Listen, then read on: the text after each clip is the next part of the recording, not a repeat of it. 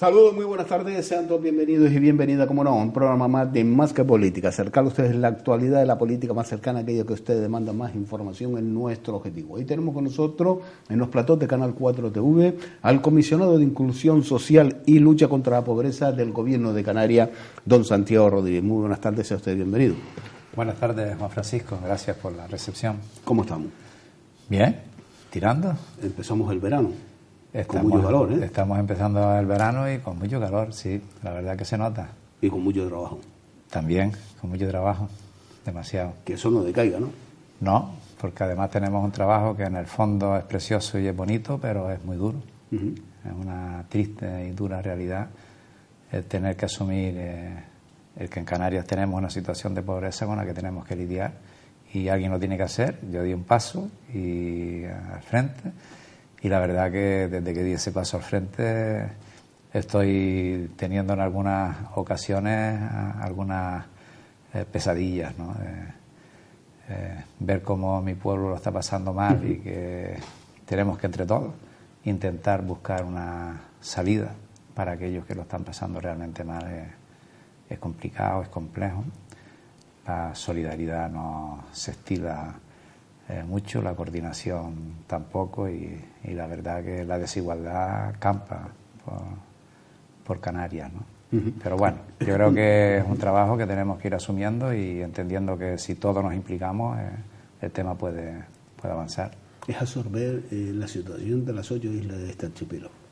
Sí, tenemos un... Que no es fácil, ¿eh? No es nada fácil, ¿no? Porque además partimos de una situación precaria, la situación de partida de Canarias es mala, históricamente lo ha sido, tenemos una situación que es ya estructural y que va a suponer un esfuerzo muy importante superarla. En este momento Canarias tiene los índices de pobreza más altos del Estado español, aunque en este último año hemos dado algunos pasitos importantes y el día 21 de junio el INE publicó las estadísticas correspondientes al ejercicio 2017, se publican en el 2018, pero con los datos económicos del 2016. Y bueno, la verdad que hemos tenido unos datos positivos en el sentido de que la pobreza se ha reducido en términos absolutos en un 4,5%. Eso no significa que hayamos alcanzado la media del Estado, pero sí hemos dejado de ser el farolillo rojo de esa prelación de comunidades autónomas en el que estábamos en el último puesto. Ahora tampoco es un orgullo decirlo, que estamos solo por delante de Extremadura y de Andalucía y de la ciudad autónoma de Ceuta, ¿no? Pero la realidad es que en este último año 94.500 personas han salido de la situación de pobreza en Canarias. Para nosotros ese dato es relevante, es importante, aunque no queremos tirar las campanas al vuelo porque la situación sigue siendo preocupante. Es decir, hemos dado un paso adelante, hemos avanzado, hemos de alguna forma mitigado una parte de esa pobreza, pero sin embargo tenemos todavía mucho trabajo por delante porque 3 de cada 10 personas en Canarias, un tercio de la población de Canarias está bajo el umbral de la pobreza. Estamos hablando de un 30,5% de la población. Al crear la figura del comisionado de Inclusión Social y Lucha contra la Pobreza del Gobierno de Canarias, es el que ha puesto, en este caso, a reducir, ha sacado los números y ha dicho, mire, no son palabras, no son datos, son una realidad. Son realidades. Es lo que se ha vivido en estos, podemos decir, 2 últimos años. Efectivamente, la figura del comisionado se crea en esta legislatura por primera vez. Antes no existía. Bueno, ahora también la ha creado el gobierno de España. Pedro Sánchez ha nombrado, creo que va a ser una mujer, una comisionada.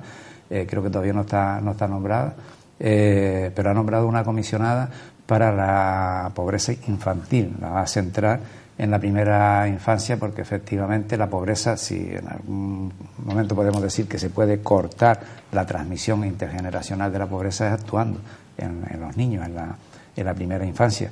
Que hay que decir también que cuando actúas en el niño, en la niña o en los niños, actúa en el seno familiar porque los niños nacen y se desarrollan en una familia que desgraciadamente tiene problemas, tiene dificultades, tiene problemas de vivienda, tiene problemas de empleo o desempleo, tiene problemas de no tener recursos para llegar al final de mes, incluso para no tener una alimentación adecuada, para no poder vestirse, no poder casarse, no poder tener lo mismo que tiene otro niño de su misma edad. Y es atajando las desigualdades en la edad temprana donde podríamos tener un mayor porcentaje de éxito para que esa persona en un futuro abandone la situación de pobreza, porque le damos herramientas, le damos formación, le damos recursos para que no siga los pasos, pues, por ejemplo, de sus padres o de sus abuelos, que es lo que nos estamos encontrando en los servicios sociales actuales, que estamos atendiendo a la tercera generación de personas. Hemos atendido a los incluso bisabuelos, ahora a los abuelos, y ahora estamos atendiendo a los padres, y posiblemente si no actuamos en el niño,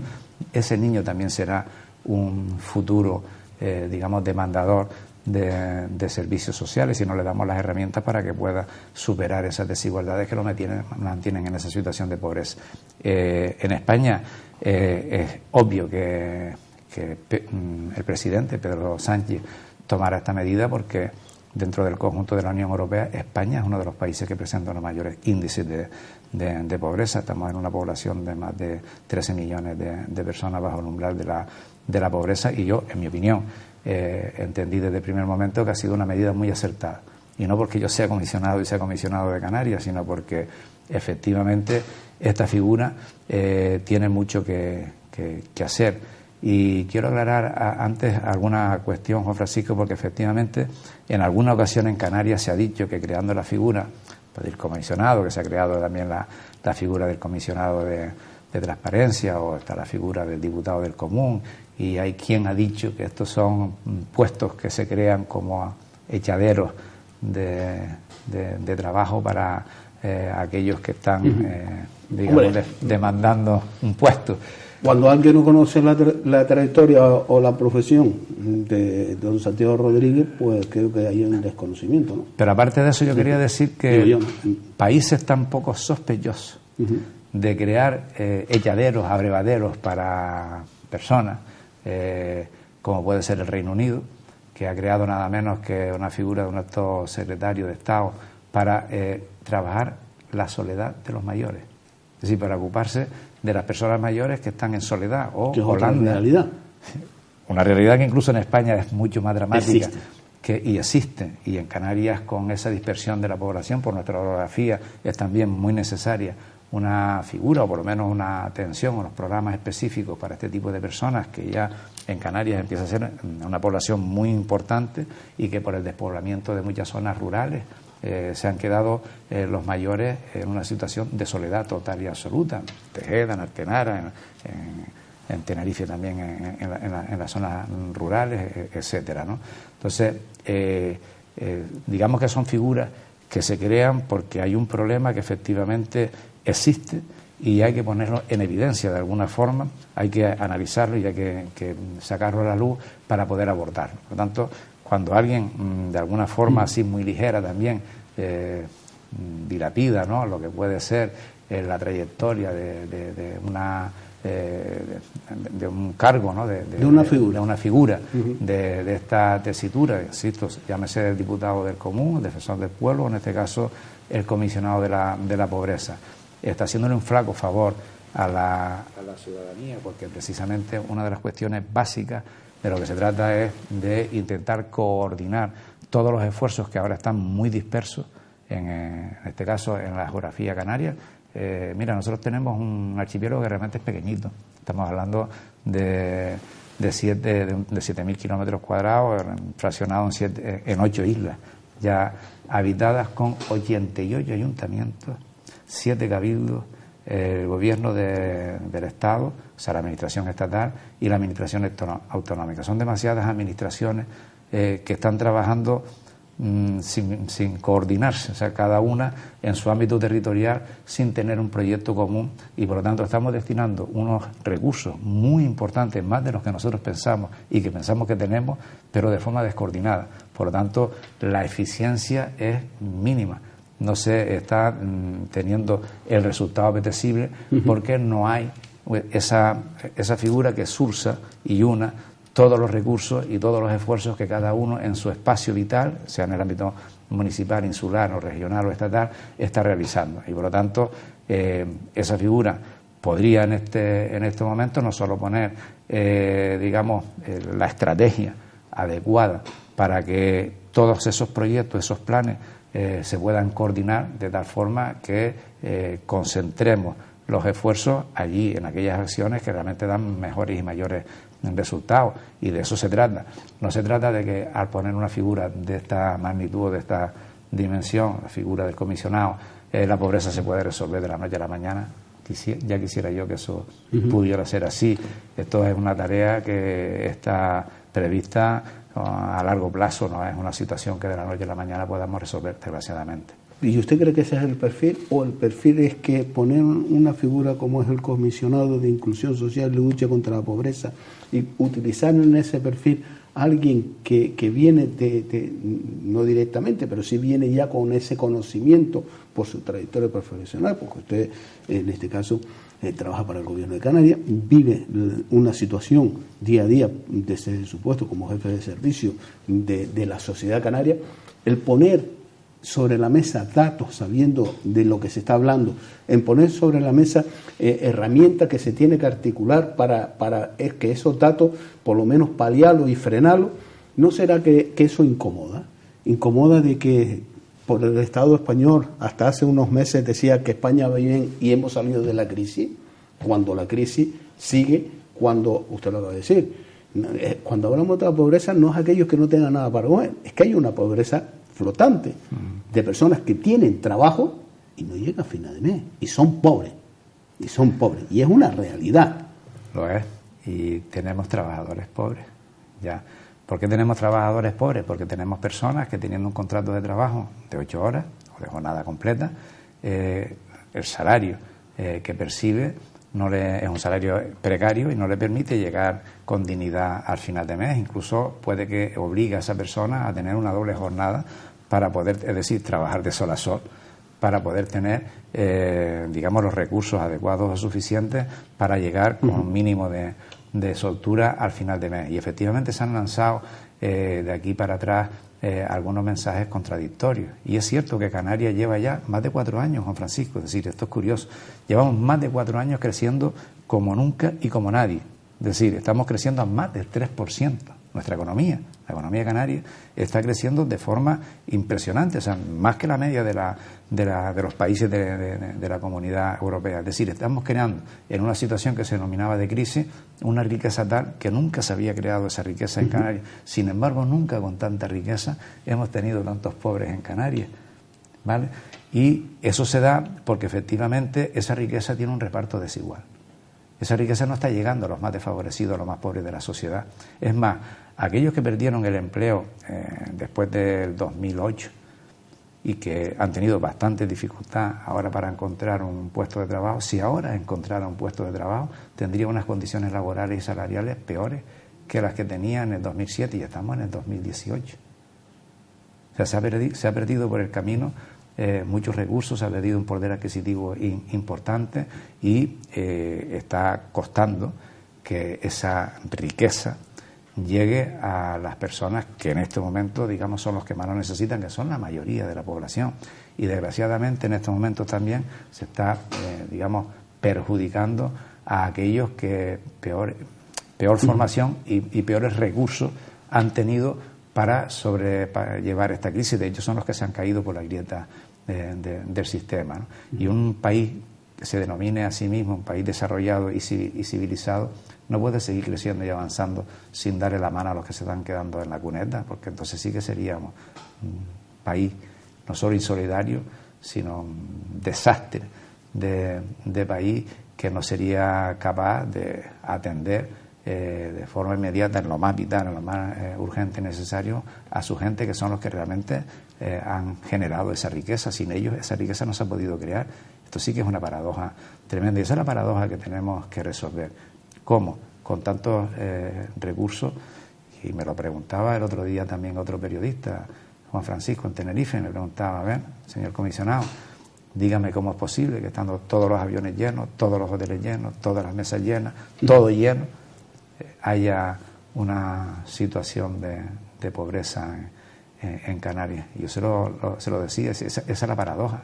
Es decir, jamás hemos tenido tanta abundancia y tanta riqueza, y jamás hemos tenido tanta situación de precariedad o de pobreza, porque lo que se ha producido es que la riqueza se ha concentrado en unas pocas manos y no ha llegado a la inmensa mayoría de la población. De hecho, hasta las clases medias han sido uno de los grandes afectados de esta crisis. Algunos lo han perdido todo.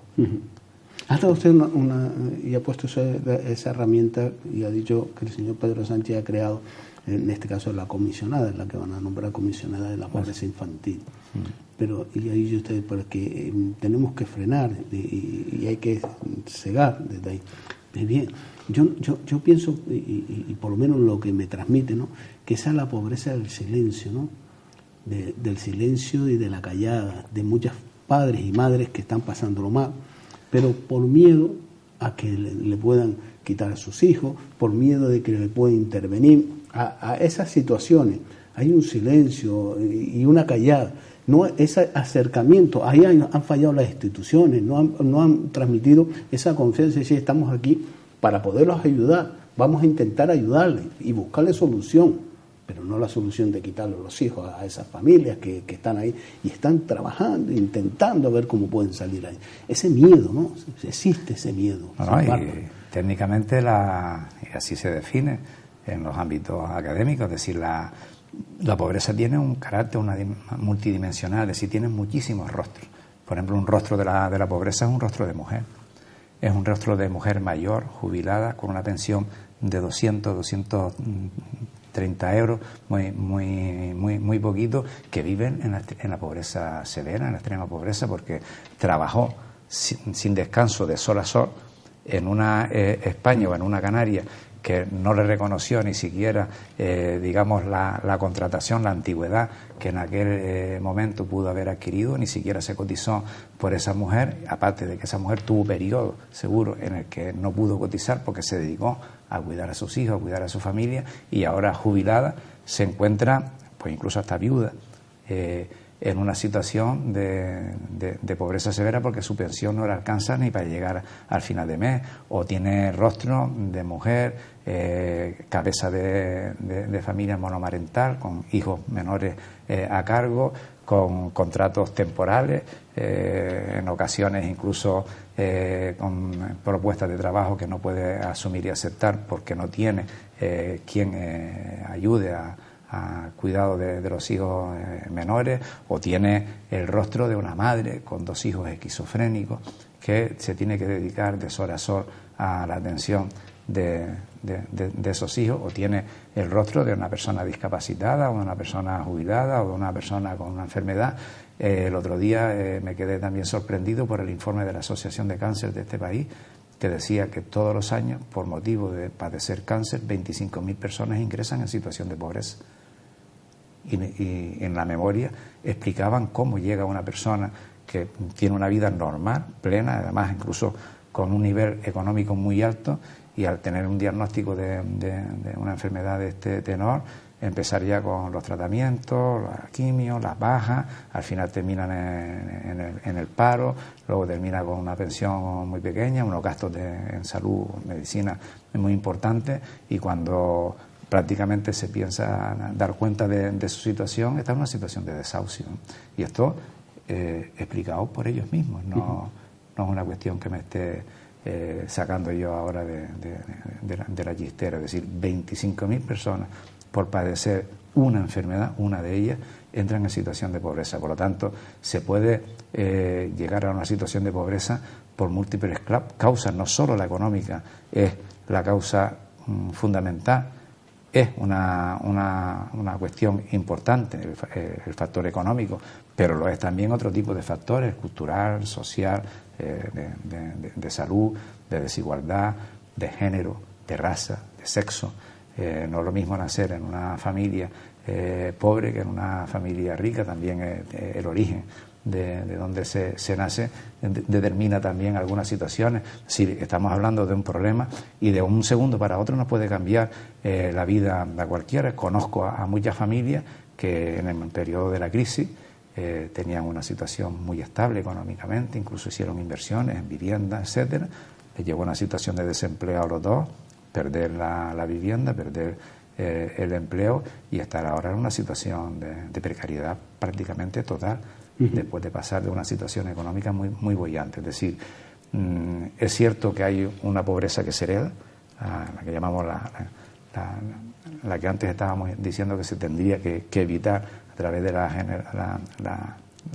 herencia, ¿no?, de la pobreza, la transmisión intergeneracional de la pobreza, pero hay situaciones que son sobrevenidas, es decir, que llegas a una situación de pobreza por distintas situaciones que te puedes presentar y encontrar en la vida. Por eso yo llevo insistiendo muchísimo en que esto es un asunto de todos, nos debe preocupar y ocupar a todos, porque no estamos exentos. Nadie está exento de caer en una situación de este tenor y, por otro lado, es imposible, inviable salir de esta situación. Un país no sale de esta situación si no se implican, sobre todo los mejores y las mejores ciudadanos y ciudadanas del país, en apoyar y trabajar para que efectivamente primero concienciemos a toda la ciudadanía y con nuestras actitudes, con nuestro voto, con nuestras propuestas, con nuestras acciones, hagamos posible que se hagan realidad aquellas políticas que son las que realmente están encaminadas a conseguir el bienestar de la mayoría de la sociedad y no la de unos pocos, ¿no? Entre ellos las políticas de empleo. Entre ellos las políticas de empleo. No políticas de parcheo de empleo. Y usted lo ha dado una clave, la formación, que es importante. La formación, un país que abandone la formación, un país que no tenga claro que la formación es la principal herramienta con la que cuenta y dispone sus ciudadanos para poder afrontar un futuro en condiciones, además un futuro,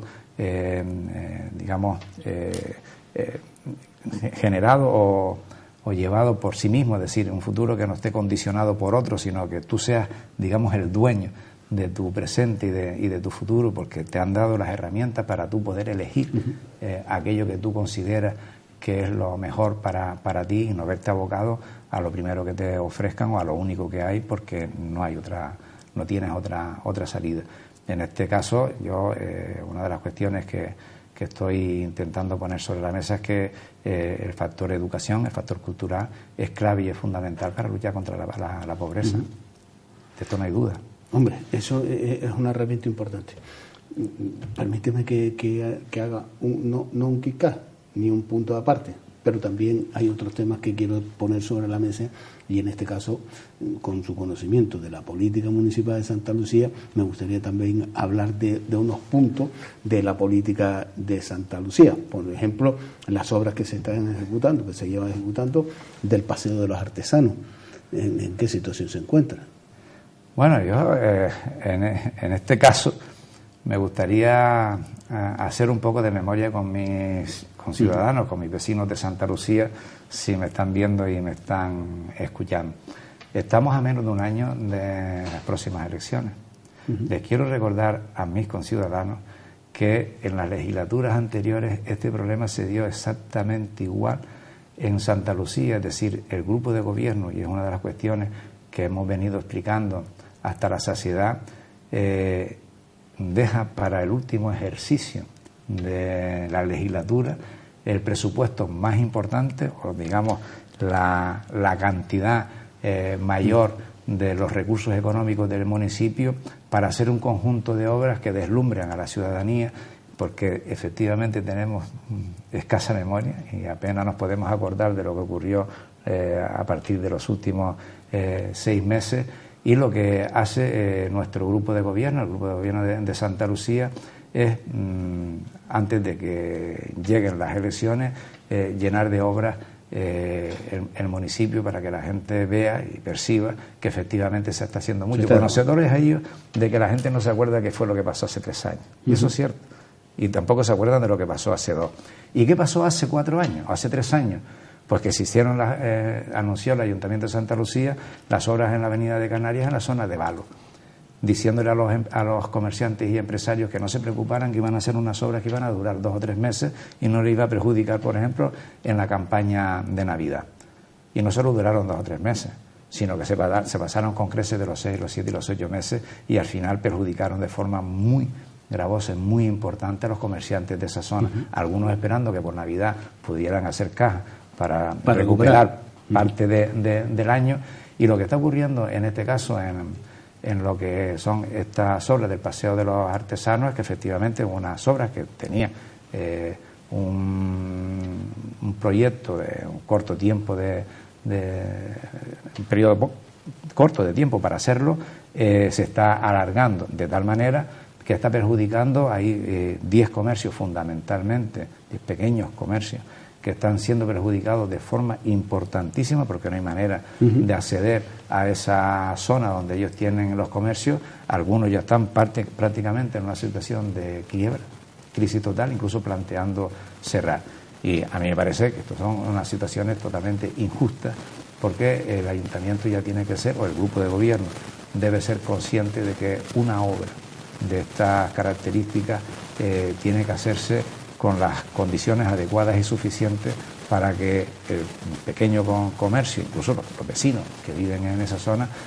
sean menos perjudicados posibles, ¿no? Por lo menos y no solo sobrevivir, sino al menos pagar los gastos que genera el tener abierto y mantener, en este caso, cualquier comercio que solo en gastos corrientes te lleva... Qué duro para un pequeño comercio. Muy duro, y eso solo lo sabe, eso difícilmente creemos que lo desconoce muchos de nuestros políticos que gobiernan, porque repiten una y otra vez la misma situación como si les importara un poco o un pimiento que una familia que haya hecho una inversión pueda realmente no solo recuperar la inversión, sino vivir de ese puesto de trabajo que ha creado como autónomo. Estamos hablando de distintos tipos de comercio, desde carnicería, tiendas deportivas, tiendas de ropa, calzado, lo que sea, que están pasando una situación de cero visitas diarias porque no hay manera de acceder a esa zona a través de la vía pública, ¿no? Insisto, esto ya ha sucedido en distintas ocasiones en el municipio de Santa Lucía y no entendemos cómo nuestros gobernantes siguen haciendo pasar a muchos de nuestros vecinos, a muchos de nuestros pequeños comerciantes, que son los que están dándole vida a vecindarios como zona de costa y al municipio de Santa Lucía en general, y causando este dolor y este desasosiego. No lo entendemos. Por lo cual esto lo que transmite que cuando se ejecuten esas obras no hay consenso con los sectores ni vecinales ni empresariales. No, yo creo que no lo hubo antes, no tengo la información de que si el ayuntamiento llegó a pactar con ellos el tema de la obra. Lo que sí es cierto es que se anunció que iba a ser una obra que duraría un periodo corto de tiempo, y el tiempo está pasando de forma inexorable, lleva ya meses y la obra no avanza al ritmo que debiera, y el día a día de estos comerciantes es muy duro. Tener un comercio abierto y no entrar ni una persona al día y no generar ni un solo euro de caja es muy triste para alguien que ha hecho un proyecto y ha apostado por vecindario, en este caso concreto, para poner su negocio y dar vida al municipio, y que se le abandone de esa forma, ¿no? Los impuestos, las tasas, el seguro, la seguridad social, el IPRF, todo eso, te entra un cliente, entre 100, tienes que pagarlo. Efectivamente. Así de claro. Efectivamente. Y esto es lo que puede arrastrar el bienestar de esas familias. Nosotros lo que entendemos que el grupo de gobierno no es consciente. Primero que no, yo creo que sí son conscientes. ¿Cómo que no lo son? El próximo año harán 40 años que están gobernando el municipio de Santa Lucía. A mí me parece que son tan conscientes que el problema es que creen que la finca les pertenece, que ellos son el dueño del municipio. ¿Usted cree que todavía sigue con esa mentalidad? Sí. Ahora hemos decidido hacer esto y tranquilo, espere, que ya lo haremos. Y además, poco podemos opinar, porque si opinas, estás en contra de lo que es la línea política del gobierno, y por lo tanto aquí se hace lo que nosotros ya hemos pensado y hemos decidido. Pero eso lo han hecho con el proyecto de la zona de costa, de litoral, de Pozo Izquierdo. Lo hicieron con la Avenida de Canarias, lo hicieron con las distintas modificaciones y reformas de la Avenida de Canarias, lo hicieron con la ciudad infantil, lo hicieron con la piscina. Pero todo esto, ¿para qué hacer? ¿Para acumular esas obras y esperar a a esa recta final post-elecciones? Porque tenemos el cierre también de la ciudad infantil, el cierre de la piscina, como estaba mencionado. Si hacemos un análisis de esta legislatura, que empezó en mayo de 2015, cuando se celebraron las elecciones, ¿no? El primer presupuesto del municipio de Santa Lucía fue prácticamente nulo en inversiones.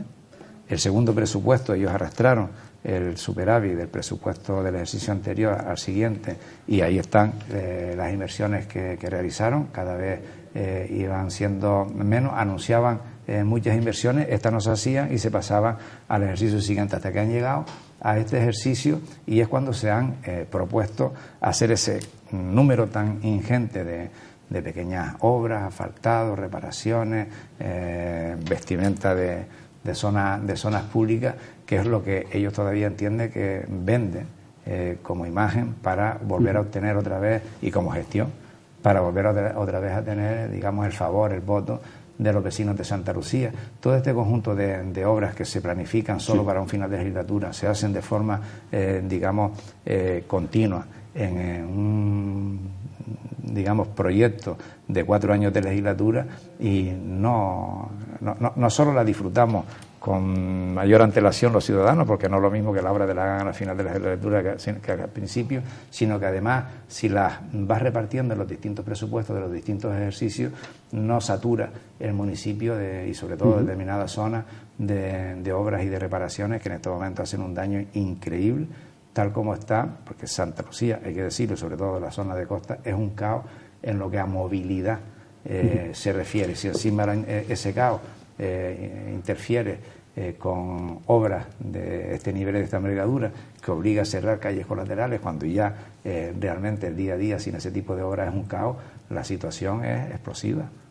Pero a nadie se le oculta que en este caso esta política de hace 40 años, si hoy se sigue llevando a cabo, es por la complicidad, y en este caso tiene nombre apellido. Canarias Decide por un lado y el Partido Socialista Obrero Español por el otro lado, que son los que sustenta este gobierno que actualmente está gobernando en el municipio de Santa Lucía. Efectivamente. Engañando, por supuesto, engañando al electorado, porque cuando pedían el voto, y no nos vamos muy lejos, en 2015, hace 3 años, se pedía para un cambio de la política de Santa Lucía, un cambio de rumbo de la política de Santa Lucía, cosa que ese pacto que había entre todas las formaciones políticas de la oposición para poder hacer un cambio de la política se rompió. Y aquí yo creo que sí hubo, en mi opinión, lo que puede ser un fraude en lo que es la petición de voto al ciudadano. Es decir, nosotros por lo menos reconocemos la fortaleza de Santa Lucía, que nos presentamos ante el electorado con un mensaje claro y nítido. Además, en una coalición, claro, nosotros nos llamamos Coalición Fortaleza, y nuestra misión era intentar producir y generar el cambio en Santa Lucía. Y hemos hecho todo lo que hemos podido hacer para que ese cambio se produzca. Otras organizaciones dijeron lo mismo que nosotros, como fue el Partido Socialista y como fue Canarias Decide, en este caso liderada por Antonio Ordóñez. Ambos prometieron que si tenían la oportunidad iban a propiciar ese tan deseado cambio en el municipio de Santa Lucía. Y no pasó 2 minutos de finalizar en la noche electoral las elecciones y anunciarse los resultados, y a las llamadas ya era evidente que se había producido un acuerdo entre estas dos organizaciones con Nueva Canarias para permitir que ésta siguiera gobernando, a cambio, además de un plato de lentejas, porque la parte de la gestión que le ha correspondido a estos dos partidos que han propiciado esta coalición y que siga Nueva Canarias gobernando ha sido de muy baja calidad y presupuesto y de responsabilidad en la gestión. Nosotros entendemos que tuvimos una oportunidad histórica en el 2015 en Santa Lucía para que realmente se produjera el cambio, incluso para dejar gobernando a Nueva Canarias en solitario, pero en minoría, y marcando las pautas en acuerdos adoptados en el Pleno para, con el consenso de todos, hacer las mejores actuaciones para el municipio de Santa Lucía, y estas dos organizaciones se negaron.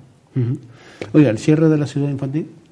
Bueno, esto es un desastre, esto es una situación poco comprensible para un municipio como el nuestro, en el que el grupo de gobierno se luce permanentemente de buena gestión, incluso se luce permanentemente de una gestión, digamos, encauzada fundamentalmente a la población infantil, y nos encontramos con una ciudad infantil que es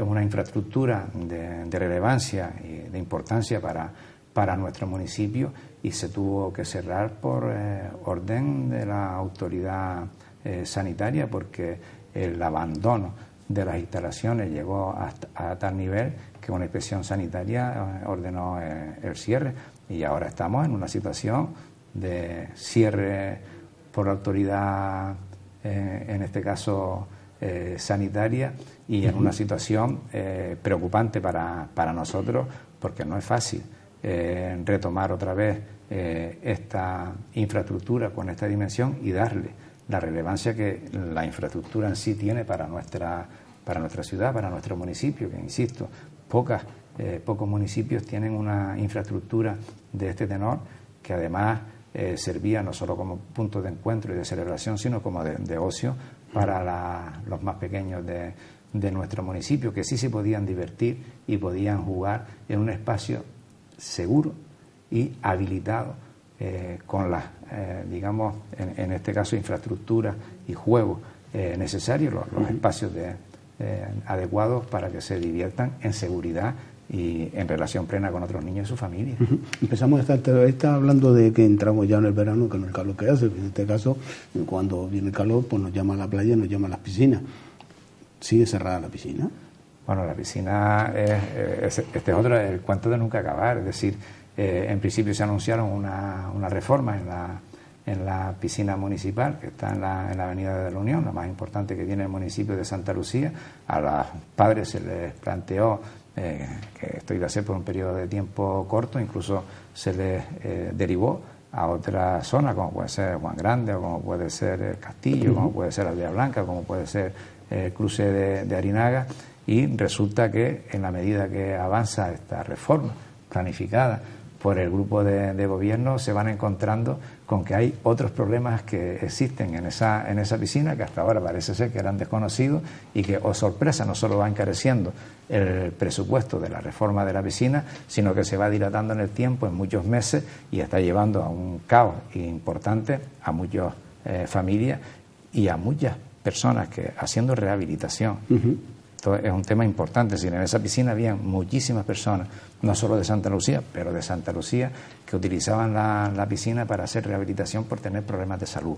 Y todas estas personas se han visto en este periodo de tiempo sin poder usar estas instalaciones, porque el grupo de gobierno incluso erró en este caso en lo que fue la planificación, no solo de lo que es el diagnóstico de lo que tenía la piscina, de lo que se tenía que hacer y actuar en ella, sino que han aparecido nuevas circunstancias que agravan, por un lado, el presupuesto, y agravan sobre todo el tiempo, la dilatación en el tiempo de posible uso de esta piscina.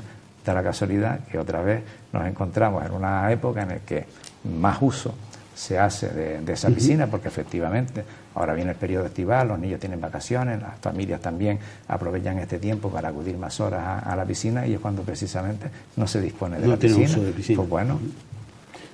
Fíjese esto por donde empezamos hablando, por supuesto, de la pobreza y de la inclusión social, porque para eso usted es la figura del comisionado aquí en Canarias.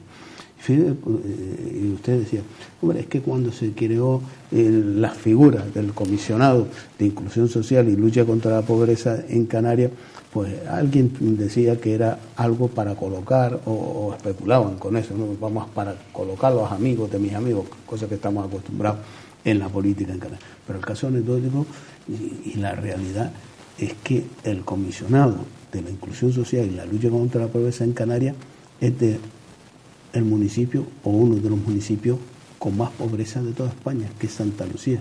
Así es. Esa es la realidad. Esa es la realidad, y una realidad oficial, es decir, no es una realidad que la haya puesto sobre la mesa ni siquiera el gobierno de Canarias, ni se ha hecho con encuestas, digamos, encargadas por el gobierno de Canarias. Esto es un estudio que se ha hecho a nivel del Estado español, con una selección de más de 156 ciudades de las más pobladas también del territorio nacional, y curiosamente Santa Lucía figura dentro de ese conjunto de ciudades de más de 20.000 habitantes de los municipios con más pobreza, es decir, los municipios con menos ingresos. Y eso además correlaciona con que Santa Lucía además presentan uno de los niveles culturales más bajos también de todo el territorio nacional, es decir, con el número de población que no alcanza el nivel de bachiller en Santa Lucía está situado en torno al 85% de la población. Estamos hablando de una cifra muy importante y muy relevante, porque antes asociábamos pobreza también a nivel cultural, porque si las personas no tienen formación tampoco tienen unos niveles digamos que les pueda permitir acceder a puestos de trabajo mejor remunerados. Estamos condenados a obtener aquellos puestos, a conseguir aquellos puestos de más baja cualificación, y eso correlaciona con lo que está sucediendo en Santa Lucía, que además tiene una de las poblaciones más grandes en desempleo. Es decir, que tenemos a Santa Lucía como municipio que más parados tiene, que tiene una población con menos cualificación o con menos formación, y que además todo eso propicia que el ingreso medio económico de las familias de Santa Lucía también sea de los menores del Estado español, con lo cual el panorama que tiene el municipio de Santa Lucía es desolador a este nivel. Y además algo tiene que ver, o tendrá que decir, el grupo de gobierno de Santa Lucía, porque no podrá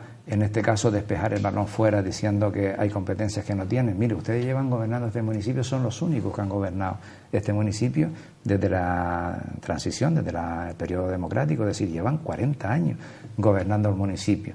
Por lo tanto, mucho de lo que está sucediendo en el municipio de Santa Lucía se está produciendo por aquellas políticas que los que llevan 40 años gobernando han propiciado. O sea, ellos no pueden ahora elevarse y decir que son ajenos a esta situación. Son los promotores de una situación que creo que incluso hasta ahora les ha favorecido electoralmente hablando. Y no han hecho lo que tenían que hacer, los deberes, para que nuestra población saliera de esos niveles tan bajos de formación y de desempleo. Don Santiago Rodríguez, un placer tenerlo en esta casa compartiendo la información, lamentablemente hablando de situaciones también que es real. Dice que no es masivo aquel que no quiera ver, ni más sordo aquel que no quiera oír, y la realidad de la pobreza en Canarias está ahí palpable, el pie de calle. El placer ha sido para mí, además es un encanto poder conversar contigo de esta forma tan distendida de problemas que son muy importantes, que son problemas que nos afectan a todos y que debemos entender y comprender para poder solucionar. Si no hacemos un diagnóstico acertado de la situación, difícilmente podemos poner las medidas para salir de ella. Y lo primero es hablar con naturalidad del problema. Y no ocultar el problema, que es la realidad. Las cosas son como son, y los números son los que son. Sí, a veces poner personas con el perfil como usted al frente de estas áreas es lo que no interesa, porque son personas con conocimientos de causa y con... Y no voy a transformar, ni voy a engañar, ni voy a ocultar la realidad. La realidad es la que es. Muchas de las personas que me oyen en ocasiones me dicen, pero ¿y a ti te dejan decir lo que estás diciendo? Digo, yo siempre he dicho esto y no voy a cambiar ni cambiaré. Si esa fuera la condición, pues hasta luego y a seguir trabajando en lo que... Yo creo que la realidad hay que reconocerla, Juan Francisco, hay que plantearla, hay que diagnosticarla y luego poner los recursos adecuados y suficientes para poder superarla, pero sin un diagnóstico de la misma, y insisto, sin tener ese conocimiento que da esta conversación tan natural para entender el problema, no podemos afrontarlo. Lo dicho, gracias por estar con nosotros, un placer estar en esta casa. Gracias a ti. Pues nos vamos unos minutos de publicidad, cerrando esta entrevista con el comisionado de Inclusión Social y Lucha contra la Pobreza del Gobierno de Canarias, y a su vez era concejal también en el municipio de Santa Lucía. Fíjense por dónde se busca un perfil de una persona para estar al frente de este comisionado.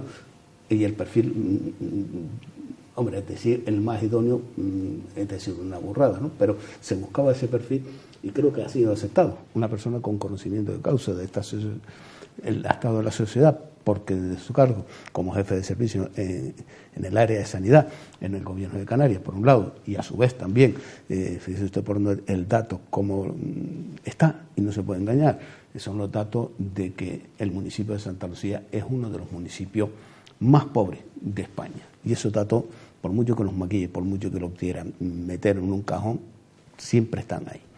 Otros son los que tienen que responder y otros son los que tienen que poner las medidas para poder ayudar a sus vecinos y vecinas a salir de esta situación. Nos vamos a unos minutos de publicidad y a la vuelta volvemos nuevamente con todos ustedes aquí en Más que Política.